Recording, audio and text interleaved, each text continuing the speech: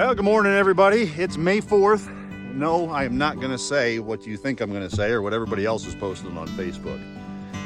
I don't mind the movies, but I'm not going to give into that. So, day one of my quote retirement, taking some time off from working off farm to spend as much time as I can here getting things ready for spring. We've got a lot to do this week, so this is day one, Saturday. We've got to get the cows out onto a fresher pasture. They're waiting somewhat patiently for their main release into grazing. If you saw some of the other videos that I did last week, we kind of break them in gently onto the green grass so that they don't get bloat while they still have access to dry hay and baleage. So they've been waiting patiently to get out on a pasture, which when I turn them out, they are not going to want to have anything to do with dry hay. So here they are, patiently waiting. You see, we got Sledge back here. He's our bull. And then all of our ladies that are due with calves here, going to be starting probably around the second week of June. So we want to get them out on grass to make sure they have all the energy and minerals that they need to make sure that those little babies that are growing inside of them, as soon as they hit the ground, they're up and running right alongside mama. So let's turn them all out onto some green pasture, and I guarantee you they're going to be a little bit more energetic than they are right now once they hit that grass.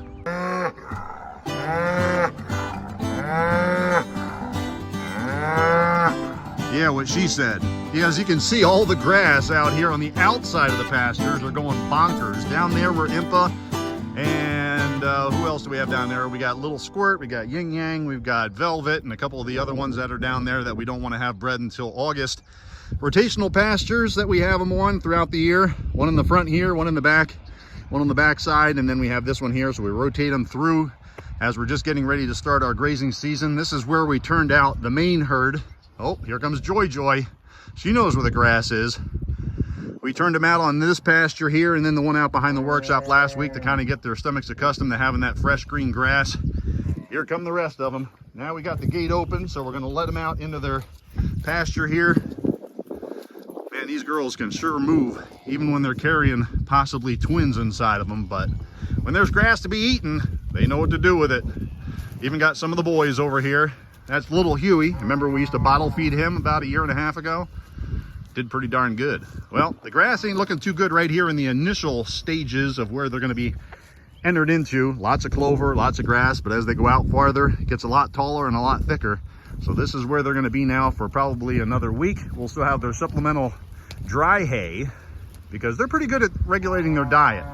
But we still want to make sure that they don't get bloat, especially when they're eating a lot of clover, which is what Slick's going after right there.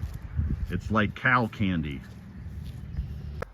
This is where we had the cows all winter, out here, the barnyard out by the barn, and then on the back side where the head gate feeder is, which you probably can't see from here, where we have the baleage and dry hay. But this little paddock or pasture here, punched up pretty nice. Doesn't look very good for grass though, does it? No, but it's been getting punched up by their hooves and fertilized all winter, and this is where our pumpkin patch goes. We won't be planting the pumpkins here for probably another month or so, but you can't get much better than this. Talk about organic matter. Just have to run through here with the tractor and the disc, get it smoothed out, and we're gonna have some bonzer-sized pumpkins and spaghetti squash once again this year, and I think we might even throw some sunflowers out here just to kind of brighten it up a little bit. So they're over here munching down and moving out into a much larger pasture. And this is what it's all about. 100% grass-fed Brahman beefalo, y'all. Shh. They're very tasty, but don't tell them.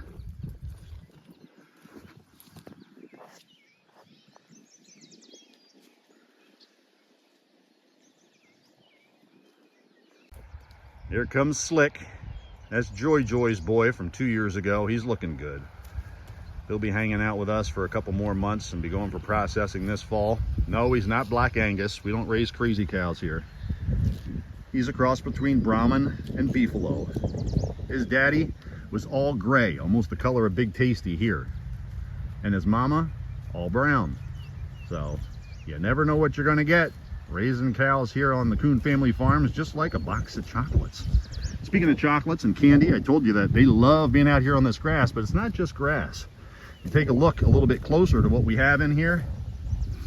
Yep, we've got red clover, We've got alfalfa. We've got orchard grass, endophyte-free fescue. It's filling in nicely. This is probably the earliest we've ever been able to turn these ladies and boys out on pasture. Thank the good Lord for the early spring, the rains, the warmer temperature. This is exactly what they need to stay healthy, happy, and energetic.